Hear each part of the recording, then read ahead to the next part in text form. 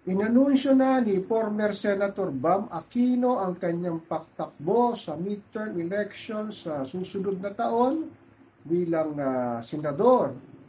Ang nakakalungkot lang pinalutang naman ni former spokesperson Harry Roque ang nakakakilabot na sabwatan daw o sanib pwersa ng Dilawan at Pulahan. Nakikipag-alyansa daw ito si former Senador Bam Aquino kay PBBM. Grabe, ano? Sa mundo talaga ng ating politika, walang permanenteng kaibigan, kaaway, meron lang yung interest sa pansarili nilang kapakanan. Sino ba naman mag-aakala na makikipagsanib pwersa ang isang Dilawan sa Pulahan? Kaya alam naman natin na magkalabang mortal itong Dilawan at Pulahan Pero ngayon nakakapagtaka lang itong kinikilos ng Dilawan, lalo na to si former Senator Bam Aquino.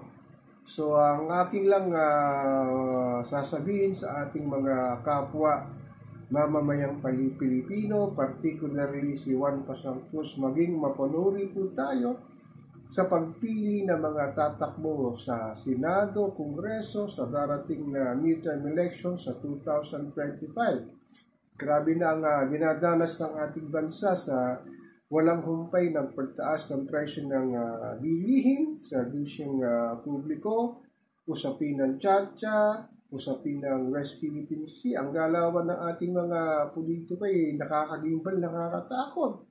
Kaya nga, sabi ng ilang mga netizen at political analyst, kakaiba ito. Dating magkalabang mortal dahil alam naman natin si Bam Aquino ay pamangkin ni dating Senador Ninoy Aquino na pinsang buo naman ni ex-president Noynoy Aquino. Grabe talaga itong nangyayari sa ating bansa, ano? Ewan ko ba bakit nagkakaganito? Wala na yatang maisip na paraan itong mga politiko na to basta makaupo lang sa inaasam nilang posisyon para lang sinasabing maglingkod sa taong bayan.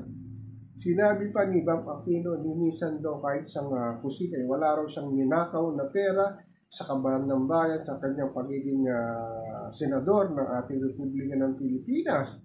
Kaya daw malinis ang kanyang konsensya at ngayon tatakbo nga na senador ng ating bayan.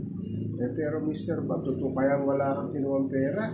Lahat naman ng politiko sinasabing ginagamit ang kanilang pondo sa pangsarili lamang kapakanan at hindi ibinibigay ang mga gusto ng mamamayan, lalo na sa patuloy na pag-i-host ng ating mamamayang Pilipino, si Juan Pasangcus sa nasa laylayan. So sana naman Mr. Bam Aquino, kahit na sinasabi mong malinis ang iyong konsensya, ay sana naman kung totoo itong sinasabi, pinalulutang ni Harry Roque na magkakaroon ng sanib pwersa ang Dilawan at Pulahan, sana naman kung ikaw ay sakaling mananalo, ay bigyan mo naman ng tamang kahalaga ng mamamayang Pilipino na hindi na alam kung saan kukunin ang kanilang panggastos araw-araw na sa taas ng presyo ng bilihin, inflation ay talagang hirap na. So sana naman ay mag-isip din ng ating mamamayang Pilipino sa darating na botohan. Kundi dapat na daanin sa pamimigay ng salapi ng mga tumatakbong politiko, particularly sa Kongreso, Senado, lalo na mamumudbud lang halaga 1,000 piso para mabilihan yung boto. Sana naman mag-isip kayo for the last time kasi masyado lang bumaba ang ating ekonomiya sa pagdaan ng maraming panahon dahil ang ating mga niluluklok na politiko talaga ay kapakanan lamang nila ang kanilang inaasikaso at hindi kapakayanan ng taong bayan. Sana naman na talagang maging mapanuri tayo sa mga ibinibigay nilang plataforma, baka maging nakakatakot lang kung sino man ang uupo sa Senado, sa Kongreso, sa ating bayan. So ako po si Papa Ken, patuloy po akong magmimira, magmamatsyag kung talagang magsasanib pwersa nga ang Dilawan at Pulahan.